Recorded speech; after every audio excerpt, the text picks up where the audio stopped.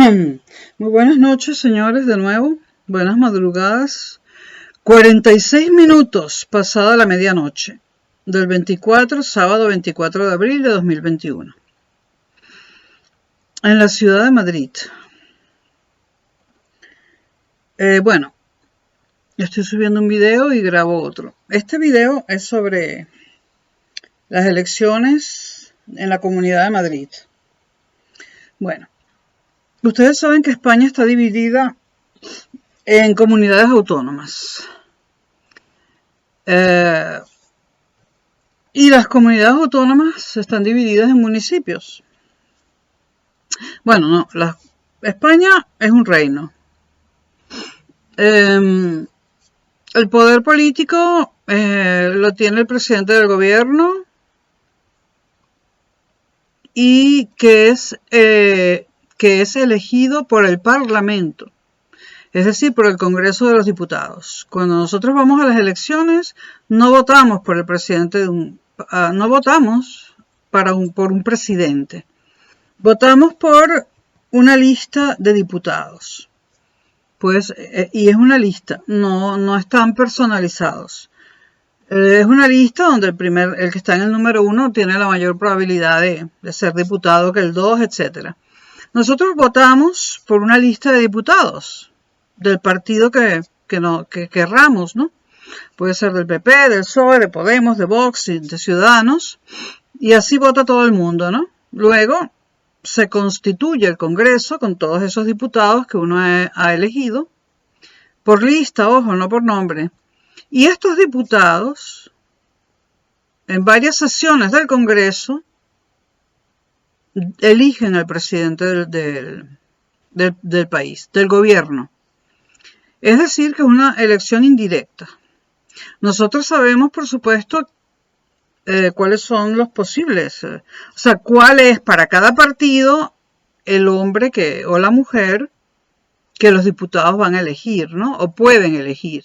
Pero la elección es indirecta. Nosotros votamos es por los diputados. Y los diputados, en el Congreso de los Diputados, eligen al presidente.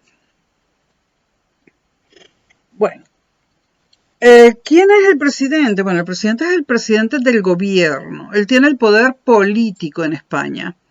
Pero esto es una monarquía parlamentaria. ¿Por qué se le llama parlamentaria? Bueno, por muchas razones. Porque hay un parlamento, empezando por allí, que las monarquías absolutas no lo tenían, o tenían un parlamento lleno de aristócratas que siempre levantaban la mano, que eran todos de un mismo partido, el partido monárquico, ¿no? Es una monarquía parlamentaria porque tiene un parlamento y tiene un rey. ¿A qué se dedica el rey? Bueno, el rey tiene el poder militar. El rey es el comandante en jefe de las Fuerzas Armadas del Reino de España. No tiene ninguna atribución política. De hecho, no puede dar opiniones políticas, no puede hablar de política y no puede inmiscuirse en la política. Lo tiene totalmente prohibido. Por otra parte, no es el rey, a pesar de que el rey es el comandante en jefe de las Fuerzas Armadas. Si hay que declarar una guerra, no es él el encargado de hacerlo. El que tiene el poder para declarar una guerra es el presidente del gobierno. La declara, habla con el comandante en jefe de las Fuerzas Armadas, que sería Felipe VI, y Felipe VI se ocupa de la estrategia militar. Pero la potestad de declarar una guerra la tiene el presidente del gobierno. Bueno, eso para que quede claro para los venezolanos, porque es un régimen distinto al que ellos tienen, ¿no? El que nosotros tenemos en Venezuela. Bueno, en Venezuela ya no sabemos ni lo que tenemos, ¿no? Luego, ¿cómo está España organizada territorial y administrativamente? Bueno, España está dividida en comunidades autónomas. ¿Cómo se constituyeron? Se constituyeron a la muerte de Franco entre el año 75 y 78, fueron aprobadas en el 78 junto con la Constitución y se constituyeron tratando de agrupar provincias que tuviesen el mismo bagaje cultural que tenían, antes de que España fuera un país. Es decir, vamos por partes. Y después, bueno, porque hay que explicar estas cosas para que se entiendan en Venezuela. Vamos por partes, ¿no? En primer lugar, España no descubrió América. Ya sé que es un encuentro de culturas y tal, pero voy a abreviar. Voy a usar la palabra descubrimiento, porque esto no va de semántica, ¿no? Ni tampoco... Yo no soy partidaria de tantos eufemismos, ¿no? No, España no pudo haber descubierto América, porque España no existía cuando Colón llegó en el primero de sus viajes a tierras americanas. No existía España. ¿Cómo España va a haber descubierto América si no existía? ¿De quién es el error? ¿Quién nos enseña que España descubrió América? A los venezolanos. Nos los enseñaban en la Cuarta República en el colegio. No nos los enseñó España. España no cometió ese error. Ese error lo han cometido los países latinoamericanos. España no descubrió América. El que descubrió América fue el Reino de Castilla. En el momento, en 1492, no existía España. Existía una serie de reinos cristianos que acababan de terminar, colaborando entre ellos, sobre todo Castilla y Aragón, acababan de terminar con la ocupación musulmana, pero eran reinos apartes. Estaba el reino de Castilla, estaba el reino de Aragón, el condado de Cataluña, que se llamaba condado, el País Vasco, creo que había un reino de León, etc. Eran reinos separados. Es cierto que el primer paso para unirse lo dieron a propósito, además, Isabel la Católica, reina de Castilla, al casarse con Fernando, rey de Aragón. Ellos dieron el primer paso para unir a los distintos reinos, pero Castilla tenía sus leyes y Aragón las suyas. No había mezcla todavía, estaban juntos pero no revueltos. Entonces, Colón anduvo por Italia, Portugal, etcétera, hasta por Inglaterra. Con su teoría, bueno, él sí creyó el hecho de que la Tierra era redonda, ¿no? Él lo creía y él buscó financiamiento en Inglaterra para ese viaje, porque ¿qué era lo que pasaba? Bueno, se había formado un bloque musulmán, o sea, se había desbaratado el Imperio Romano de Oriente.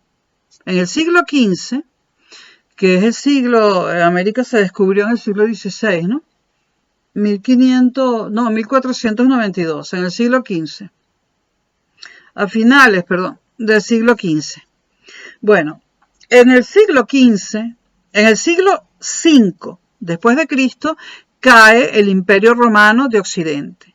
Pero el Imperio Romano de Oriente dura 10 siglos más. El Imperio Romano de Oriente, con la capital, que tuvo varios nombres, pero que en ese momento en que cayó, la capital era Constantinopla. Bueno, el Imperio Romano de Oriente cae en el siglo XV en manos de los musulmanes.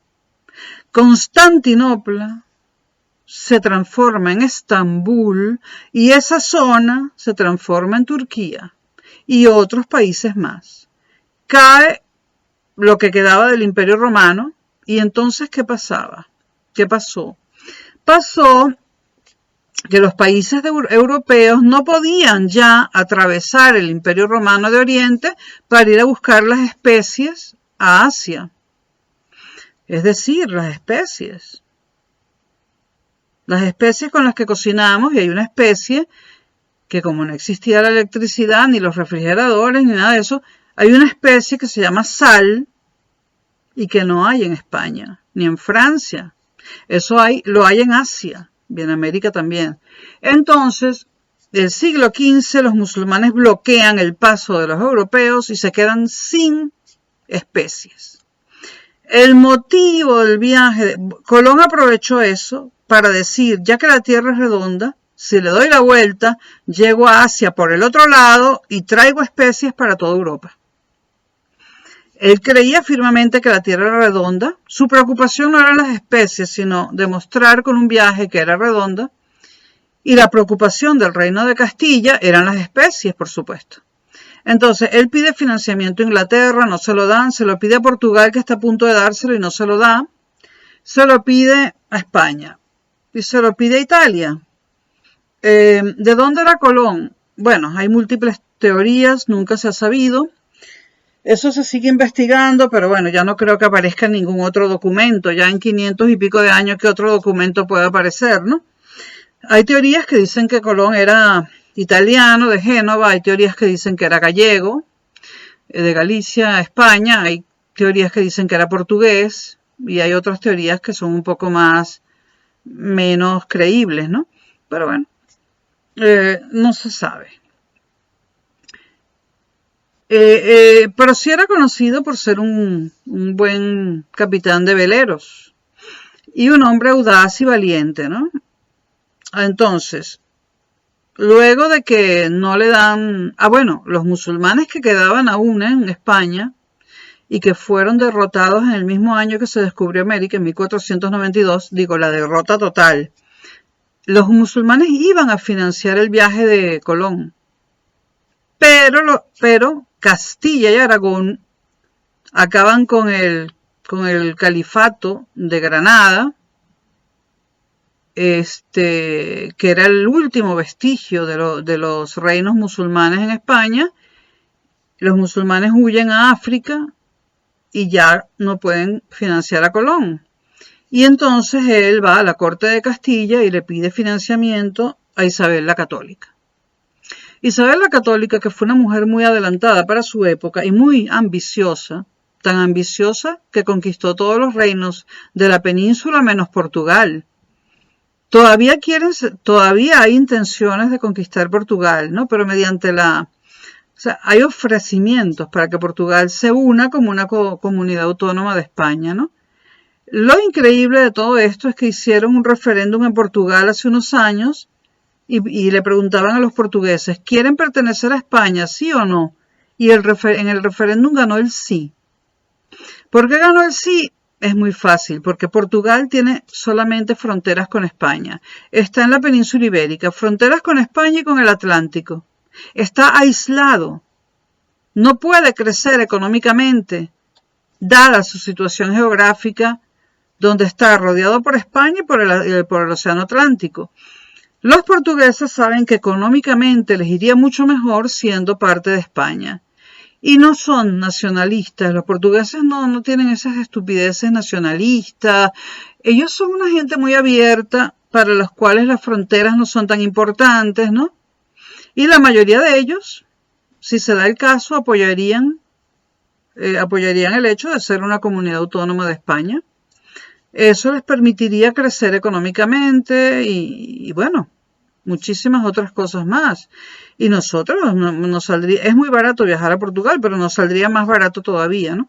Bueno, el caso es que Isabel la Católica, mujer adelantada a su época, que antes de morir construye España. O sea, Isabel la Católica, es un personaje interesantísimo.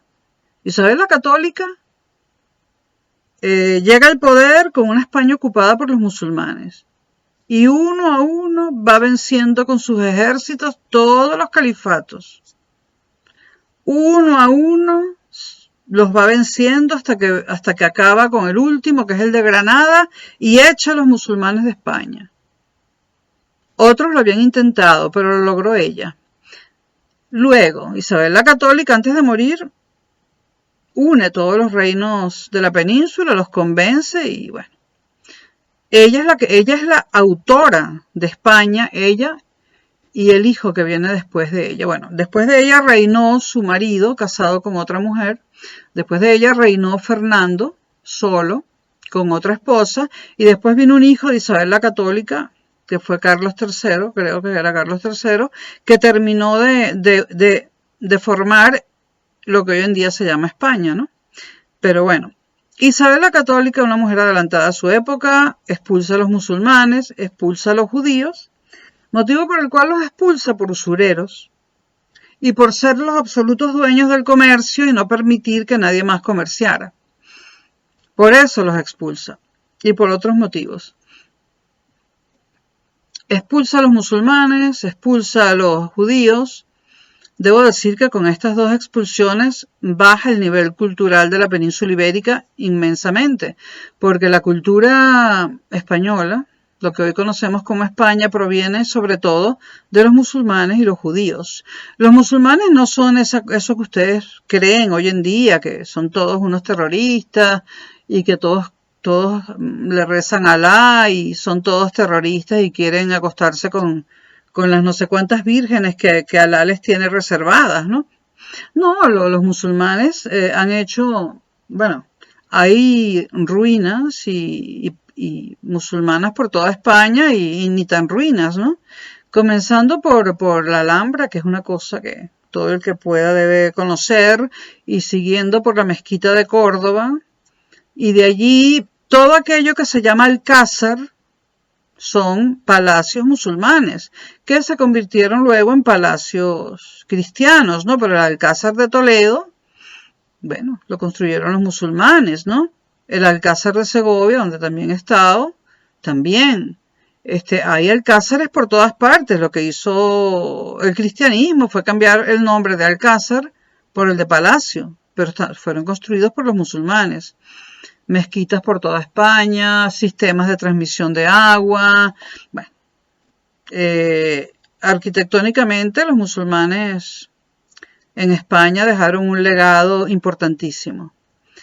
Luego también enriquecieron los diversos dialectos y los diversos idiomas que en ese momento se hablaban en España, ¿no?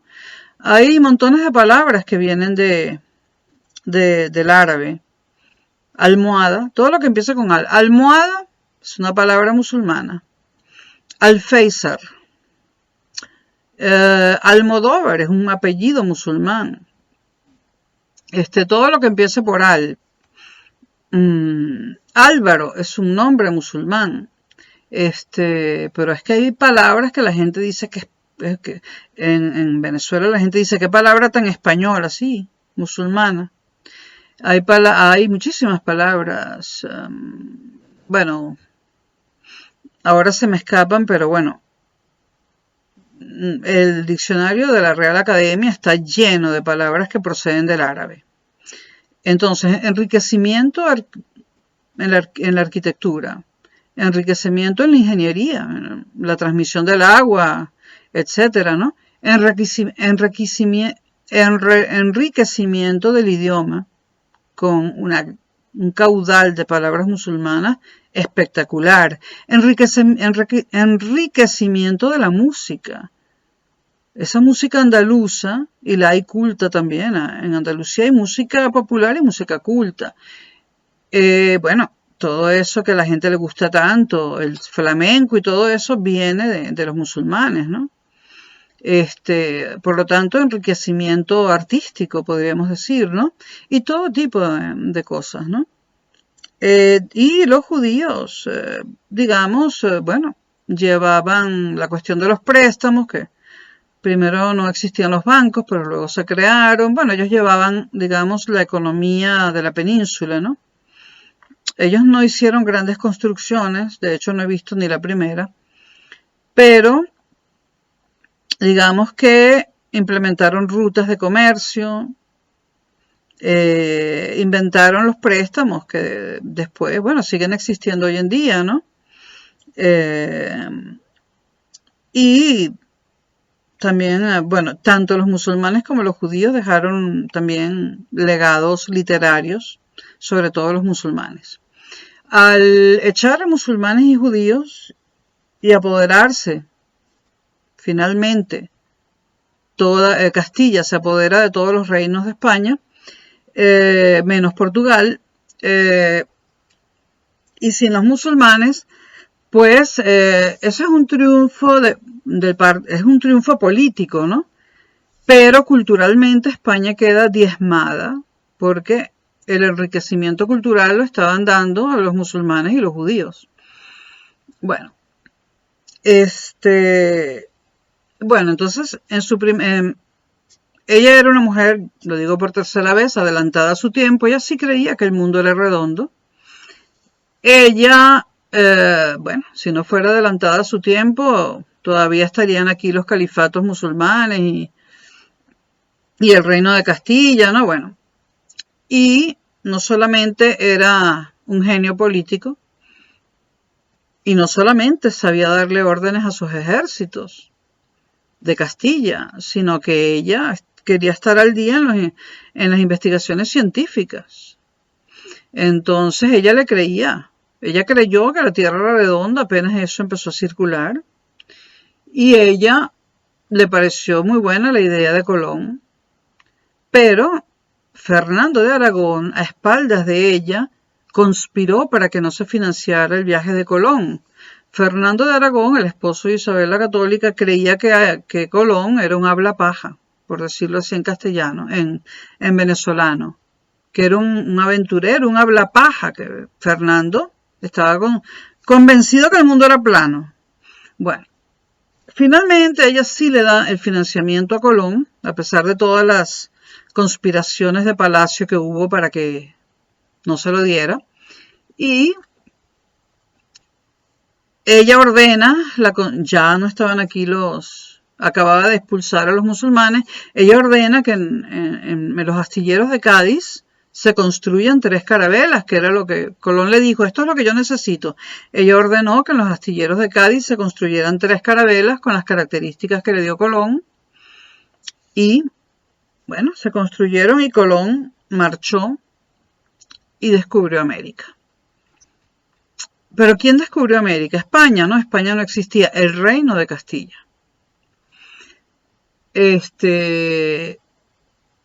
Antes de la muerte de Isabel la Católica, ella empezó a hacer política para que todos los reinos cristianos se unieran.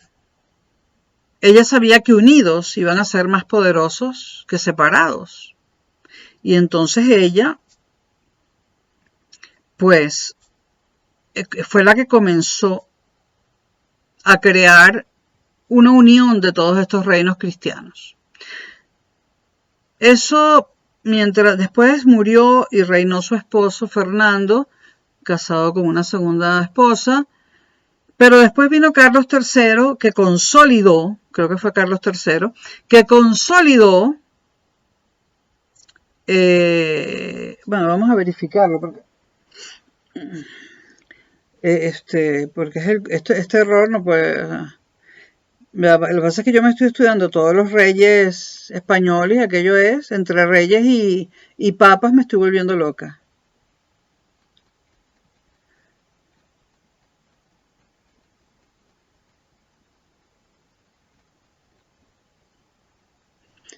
¿Quién sucede a Isabel la Católica?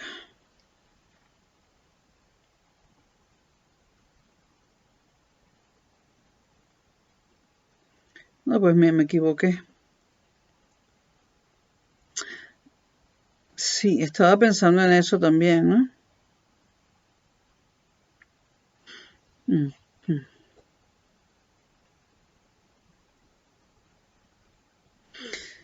No, bueno. Después, aunque aquí no lo dice, aunque aquí no lo dicen, yo no sé, me metí en la primera cosa que apareció en Google, aunque aquí no lo dice, sí es cierto que Fernando, a la muerte de Isabel la Católica, le correspondía a un hijo de Isabel gobernar, pero sí es cierto que Fernando se quedó gobernando, a pesar de que las leyes no le permitían, se quedó gobernando Castilla con su segunda esposa. Luego el poder pasó a Juana. Juana, la hija mayor de Isabel la Católica y de Fernando. Juana, que pasó a la historia como Juana la Loca, heredó el reino de Castilla. Y ella estaba casada con Felipe. Felipe era un rey francés. Felipe el Hermoso, él pasó a la historia como Felipe el Hermoso. Bueno, Juana la Loca y Felipe el Hermoso, cuando ella se convierte, cuando Juana la Loca, que todavía no la llamaban así, cuando Juana I se convierte en Juana I de Castilla, ella pasa a heredar el trono de su madre Isabel. Luego hay un movimiento de palacio donde la hacen pasar por loca para que gobierne Felipe el Hermoso, que gobernó como Felipe I. Y así entró la sangre francesa en las cortes españolas. Bueno, y luego de Felipe I gobierna Carlos I. En todo caso, entre Felipe I, Felipe el Hermoso, lo que le gustaba era el bonche, ¿no? Realmente debe haber sido Carlos I el que consolidó la unión de todos los reyes cristianos, de todos los reinos cristianos, y dijo, bueno, ¿cómo vamos a llamar a este reino unificado? Pensaron, ¿quiénes fueron los primeros habitantes de la península?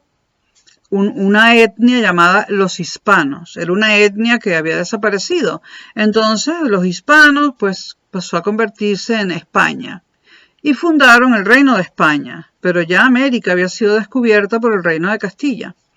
Aquí cuando dan historia en bachillerato le dicen por supuesto a los alumnos que América fue descubierta en el primer viaje de Colón por el Reino de Castilla. En Venezuela nos dicen que la descubrió España. España no existía en 1492.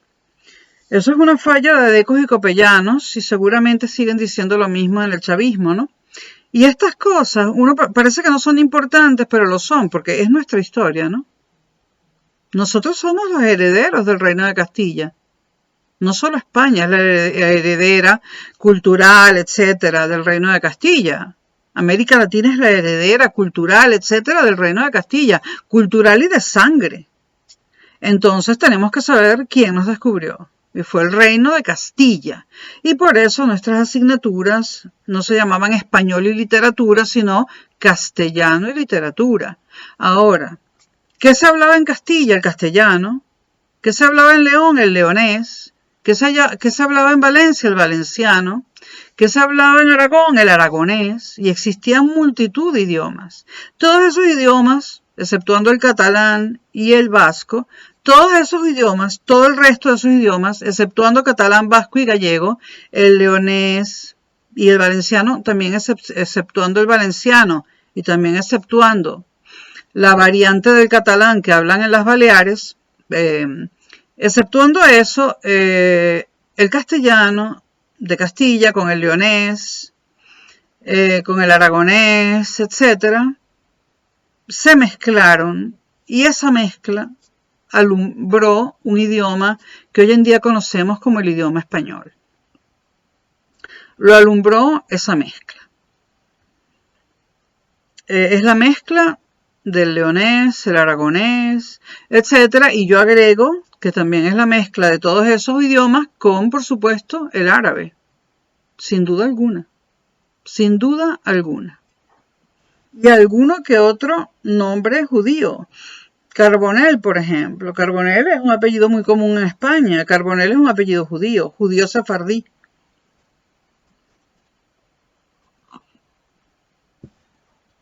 Ahora, ¿para qué les cuento esto? Les cuento esto para que ustedes sepan que aquí, bueno, lo que no logró unificar Isabel la Católica, ni Felipe I, ni Carlos I, fue el Reino de Portugal. Quedó aparte y se convirtió después en Portugal. En la República de Portugal hoy en día.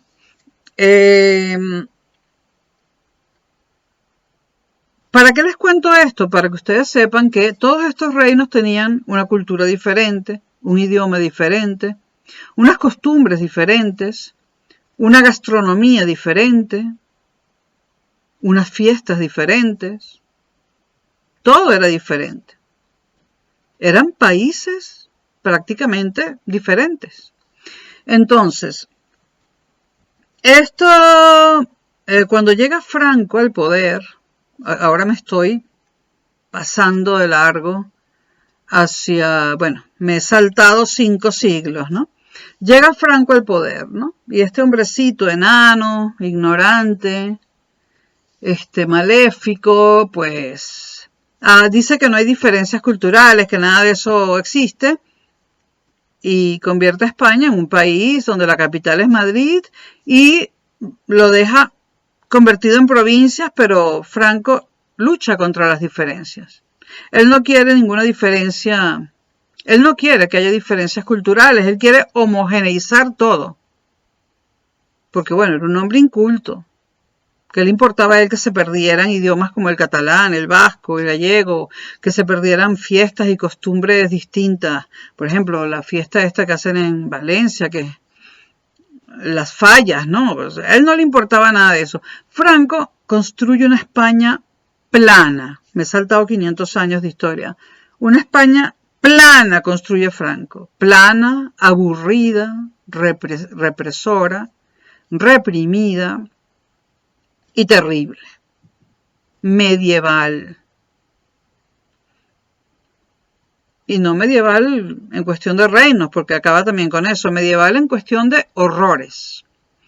Bueno, viene la transición del 75 al 78, ¿y qué es lo que reclaman los españoles? Los españoles quieren volver a sus costumbres. Cada región de España está reclamando, oye, ya se murió Franco, devuélveme mis fiestas parroquiales, devuélveme mi idioma, devuélveme mis límites, devuélveme mi cultura, ¿no?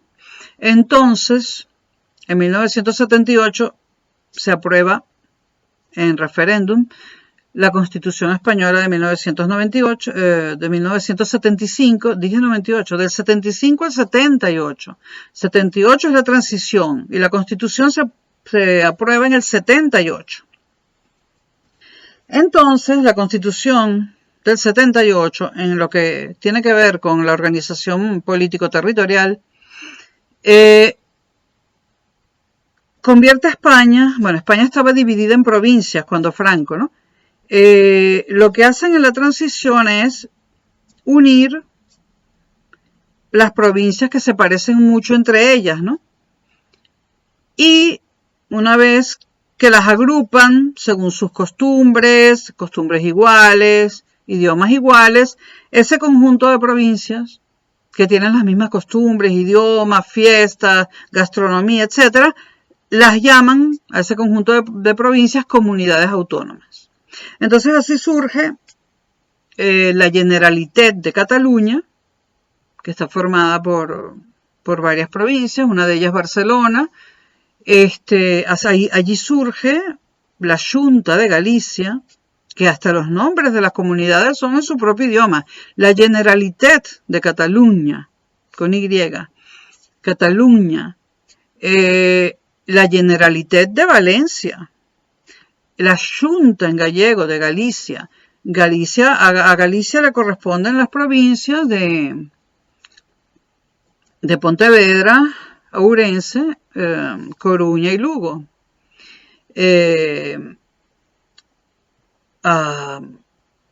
Y así. Entonces surgen la comunidad, la Junta de Galicia, la Junta de Andalucía, que está formada por muchísimas provincias, creo que es la más grande de España, en comunidades autónomas. Tiene Granada, Cádiz, Córdoba, Jaén, etc. La Junta de Galicia, de Andalucía. Y en Andalucía se habla como en Venezuela, no se pronuncia ni la Z ni la C, eso es herencia del árabe. Si ustedes escuchan a Rafael, que es andaluz, verán que no pronuncia ni la Z ni la C. Sin embargo, por ejemplo, Lolita, la hija de Lola Flores, que también es andaluza porque es hija de andaluces, pero nació en Madrid, sí pronuncia la C y la Z, por dar un ejemplo. Entonces surgen las comunidades autónomas. La Junta de Galicia, la Comunidad Autónoma de Extremadura, la Comunidad Autónoma de Castilla y León, la Comunidad Autónoma de Castilla-La Mancha, la Generalitat de Valencia, Murcia, que se llama así, Murcia, esa comunidad autónoma tiene una sola provincia, se llama Murcia. Soria es otra comunidad autónoma de una sola provincia, se llama Soria. Luego está el Reino Foral de Navarra, que tiene también una sola provincia, y se llama Reino Foral de Navarra. Cataluña, con Y, el País Vasco, que tiene 3 provincias, Vizcaya, Guipúzcoa y Álava. Y bueno, las Baleares, que es otra comunidad autónoma, las Canarias, que es otra comunidad autónoma, y las ciudades independientes de Ceuta y Melilla. Y hay más, se me debe haber quedado alguna, La Rioja, por ejemplo, no la mencioné, tampoco mencioné Aragón, la comunidad autónoma de Aragón, bueno. Entonces, se constituyen las comunidades autónomas, dentro de ellas que hay provincias, y dentro de las provincias que hay ayuntamientos. A cada ciudad le corresponde un ayuntamiento y un pedazo de territorio de esa provincia. Entonces, esto es para que entiendan las elecciones que va a haber, que las voy a comentar en el video que sigue. Aquí hay 3 administraciones. Aquí se habla de las administraciones, en plural. Está la administración estatal del gobierno de Madrid, que hoy en día está en manos de Pedro Sánchez del PSOE. Esa es la administración estatal.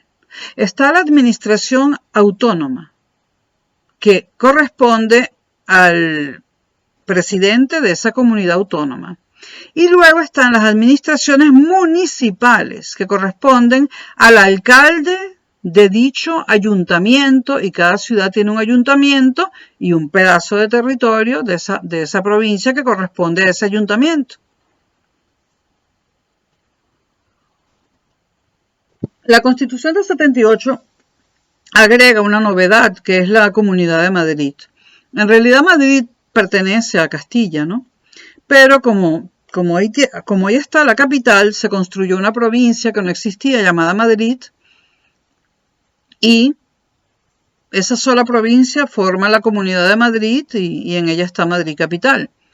Entonces, vamos a tomar Madrid como ejemplo. En Madrid hay 3 administraciones. La de Pedro Sánchez, porque por supuesto el gobierno de España manda en Madrid, porque manda en toda España, ¿no? Entonces, el gobierno estatal de Pedro Sánchez manda en Madrid. El gobierno de la Comunidad de Madrid, presidido hoy en día por Isabel Díaz Ayuso, presidenta de la Comunidad de Madrid y del PP y militante del PP, pues ella también manda en Madrid. Ella es la que posee el gobierno, el poder autonómico. Y luego, en mi caso, que vivo en Madrid capital y no en otra ciudad de Madrid, a mí, bueno, me toca el municipio, el ayuntamiento de Madrid capital, que también lo gobierna, o sea, el alcalde pertenece también al PP. Entonces está la administración estatal, la municipal, bueno, la municipal es la de los alcaldes, la estatal, la autonómica y la municipal. Bueno, eso causa varios problemas, por ejemplo, triplicidad de funciones, un gasto enorme, pero eso va a ser para otro video, para el video de la federación, inspirado en una cosa que dijo en un tuit a Raíz Luca, y con la que no estoy de acuerdo. Bueno, entonces, ¿entendieron cómo es la cosa? 3 administraciones. Por ejemplo, Galicia está bajo las órdenes de Pedro Sánchez, por supuesto. Es el presidente de España y Galicia pertenece a España. Pero por otra parte está bajo las órdenes o bajo el poder del presidente de la Xunta de Galicia, que es el poder autonómico. Y vamos a suponer una ciudad como Vigo. Vigo no es la capital de ninguna provincia, está en Pontevedra, pero la capital de Pontevedra es Pontevedra capital. Pero por ejemplo Vigo, que es la ciudad más grande de Galicia, está en Pontevedra. Y, por supuesto, tiene un ayuntamiento, el ayuntamiento de Vigo. Y allí manda el alcalde de Vigo. O sea, en Vigo manda el alcalde de Vigo, el presidente de la Comunidad Autónoma de Galicia, que se llama Xunta de Galicia, y el presidente del gobierno español, que es Pedro Sánchez. 3 administraciones, todo muy bonito, cada comunidad autónoma tiene sus fiestas diferentes, su gastronomía, sus vestidos típicos, todo es muy bonito, pero muy caro porque ustedes se imaginan la tropa de funcionarios públicos que tiene este país. Pero eso es para otro video, ¿no? Este país no aguanta más tantos funcionarios públicos. Triplicidad de funciones si la cosa es legal, pero aquí también hay corrupción y a veces hay 5 funcionarios para una sola cosa. Lo máximo serían 3, el municipal, el autonómico y el estatal, pero a veces hay 5 o 6 funcionarios para lo mismo. La cantidad de funcionarios administrativos que tiene España es horrorosa. Esto no lo aguanta ninguna economía. Y lamentablemente va a tener que haber un cambio. El cambio no tiene por qué acabar con las diferencias en gastronomía, ni en idioma, ni en costumbres. Pero tiene que haber un cambio para ahorrar en el presupuesto nacional, porque es más importante que los españoles tengan dentista público, dentista de la seguridad social, a que tengamos que mantener el triple de funcionarios públicos de los que necesitamos. Y hay que reducirlos no al 33%, a menos. Y yo sé que me van a odiar los españoles porque ellos cuando con un español tú le preguntas ¿en qué trabajas? Te dice, soy funcionario. Ya se creen el rey de España, ¿no? Ellos no se les puede tocar su cosa. Están súper bien pagados. Se les da una paga doble en junio y una paga doble en diciembre. Y este diciembre se les dio la paga doble, mientras se necesitaba dinero para, por ejemplo, quimioterapia de personas que se están muriendo. Y que la quimioterapia las podría salvar. ¿Qué es más importante, la paga doble del funcionario en plena crisis económica o la persona que se está muriendo de cáncer y puede salvarla la quimioterapia? Pero bueno, eso es para otro video. Ahora paso a las elecciones en la Comunidad de Madrid, en el próximo video.